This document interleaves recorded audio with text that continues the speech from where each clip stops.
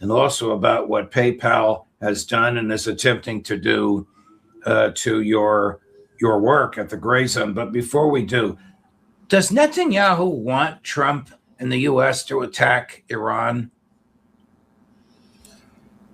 Well, that's Netanyahu's agenda, and it's not Trump. It's any U.S. president. It's why he went before Congress and essentially accused Barack Obama of enabling a Holocaust of Jews, I think back in 2011, and held up maps, satellite maps, not of Iran, but of Poland, showing that FDR refused to bomb, asserting that FDR refused to bomb the railways to Auschwitz, and then essentially insinuating that Obama was refusing to bomb Iran's nuclear facilities, making him another Nazi enabler. I mean, it was a massive insult to American leadership, but that's Netanyahu's agenda. It always has been his agenda. And before Iran was considered a threat to Israel, he was pushing the U.S. to attack Iraq. Netanyahu said in his own books that Saddam Hussein was essentially a Soviet asset, and that if the U.S. wanted to win the Cold War, in his early books, that they had to attack Iraq. And then once he gets that out of the way, he moves on to Iran. So everything that's happening right now with respect to Iran, the only reason that the U.S. is seated in these tense negotiations in Oman with the Iranian government, the only reason that there's this carrier strike group that's been in or close to the Persian Gulf, and one may be in the Indian Ocean, the only reason why there's all this tension is because Israel is driving Trump's agenda. And I think the Epstein file that was released from a confidential human source of the FBI, I think I know who that source might be, alleging that Trump has been co-opted by Israel, is fundamentally correct. All right. Before we get to Epstein, one or two more questions about Netanyahu. Is he ignorant or is he indifferent about the likely catastrophic damage to Israel if the U.S. attacks Iran? Well, it's not just Netanyahu. This is the entire Israeli military intelligence apparatus. If Netanyahu's opponents, who are equally bloodthirsty, if not more bloodthirsty, were in power, they would be pushing the United States to attack Iran on their behalf. It's just that Netanyahu is a more talented manipulator, which helps explain why he's been in power for so long, and is someone who comes from the United States. Who's someone who essentially comes from the Epstein class, which gives him this very close proximity to Trump and his own people. That's why we are where we are. But Israel's military intelligence apparatus believes that it will benefit from the U.S. getting involved with Iran in a regional war, and that it needs the U.S. to be intimately and grotesquely involved in warfare in the region in order to prevent the U.S. from, for example, pivoting to Asia and moving away from providing Israel with its main source of deterrence. So nothing would benefit Israel more than the U.S. losing 500 or so soldiers in a massive conflict with Iran aimed at regime change, because it would mean that the U.S. and especially Trump would have to continually up the ante against Iran's military, just as it did when it was bogged down in the quagmire of Iraq. That was another conflict that benefited Israel. The difference is that Israel was able to conceal its fingerprints on the U.S. drive to war and the U.S. campaign in Iraq, whereas this time it's very clear to a segment of the American public that we're doing this essentially on behalf of Israel. But the the demands that Trump is making are so absurd, it's hard to believe that these negotiations are real. I mean, it's one thing to say, okay, reduce the nuclear enrichment so it can't become a weapon. It's another thing to say, reduce the nuclear enrichment so you can't use it for medical and hospital purposes. That's absurd. Get rid of your offensive weaponry. What are you, crazy? Israel wants to destroy you. That's absurd. Stop funding your allies in the area. Is Israel going to stop with the people it funds? That's absurd. Are these real negotiations or not? Well, it looks like, based on the leaks that I'm seeing, which can be questioned, that the U.S. is seeking a declaration of surrender from Iran. Because once Iran gives up its long-range ballistic missiles, and once Iran retreats from being a breakout nuclear power, from being sort of a latent nuclear power that could break out into weaponized capacity, then Iran loses its deterrence, and it starts to look like the deal that the Syrian government signed with Russian mediation with the U.S. under Obama to give up chemical weapons that may or may not have existed, but which comprised deterrence. Gaddafi did the same thing under the mediation of Tony Blair and the Brits. And one of Gaddafi's final phone calls was with Tony Blair, where Blair essentially hung up the phone on him and left him to be slaughtered by al-Qaeda assets that the British and French were arming. So the lesson is very clear.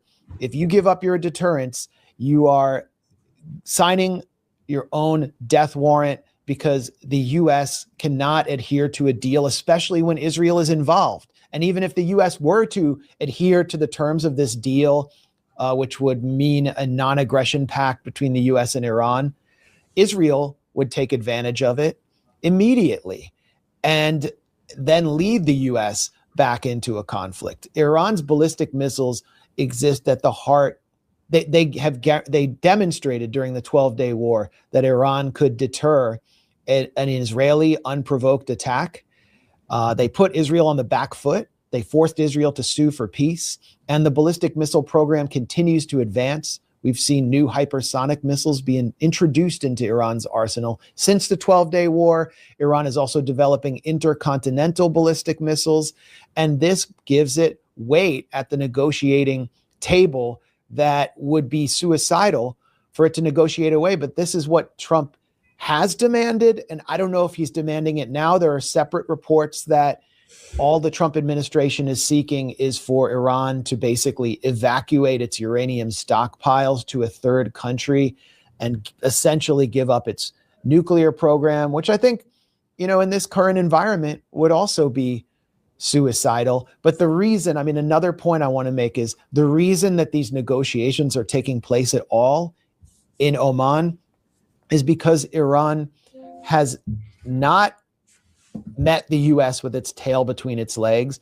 It has actually threatened an all-out regional war if the U.S. attacks, if the U.S. attempts a decapitation strike against its leader. The only language that Trump or Israel understands is the language of strength and force. And Donald Trump now understands that if he attacks Iran, it's not going to be another Venezuela situation where he can just eliminate the top leader as if he's picking up someone in an Uber ride. It's going to be bloody, and Trump is not willing to pay a cost in terms of material and men and get bogged down.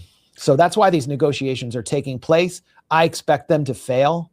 And if they don't fail, and there is a deal between the U.S. and Iran, the U.S. will not be able to adhere to its terms, and we will see more attempts to destabilize Iran from within, as well as to destroy its economy through sanctions. Is it probable that the negotiations are just a delaying technique for more U.S. Navy assets to arrive? The naval assets are there. Everything's pretty much in place. Okay. Here's Trump's latest rant and rave. Of course, he changes his mind daily. This is yesterday. Quote, Iran should be worried. Chris, number 14. Should the supreme leader in Iran be worried right now? I would say he should be very worried, yeah. He should be. As you know, they're negotiating with us. I know they are, but the protesters have said, where are the Americans? You promised them we would have their back. Do we still have their back? We've had their back, and look, that country's a mess right now because of us. We went in, we wiped out their nuclear. If we didn't take out that nuclear, we wouldn't have peace in the Middle East, because the Arab countries could have never done that. They were very, very afraid of Iran. Yeah. They're not afraid of Iran anymore. Those beautiful B-2 bombers went in and they hit their target, every single bomb, and obliterated it. And within 1 month, they were going to have a nuclear weapon. That was a big threat. That they're not going to have it anymore. But Now, if we obliterate Iran is- what's the deal about? I mean, if there's no more, are they trying to restart the nuclear Well, program? I heard that they are, and if they do, and I let them know, if they do, we're going to send them right back and do their job again. So your understanding is they tried to restart it, and that's why you're threatening force. They tried to go back to the site. They weren't even able to get near it. There was total obliteration. But they were thinking about starting a new site in a different part of the country. We found out about it. I said, you do that, we're going to do very bad things to you. I think he understands what he's talking about, Max. Yeah, he kind of got caught there. I mean, you can't restart a nuclear program without enriched uranium stockpiles. And Trump claimed many times that the stockpile had been eliminated completely by the U.S. strikes. And I'd said on this show, I'm happy for everyone to just believe that and move on so that the conflict is not reignited at a later time. But I know that the U.S. is going to be called on by its Israeli masters. Trump will be called on by Adelson and Netanyahu to go back for more because the uranium stockpile was not destroyed. And it was essentially a kind of symbolic strike. I mean, they might have done a lot of damage to Fordo. And another point, Trump invokes the Arab countries.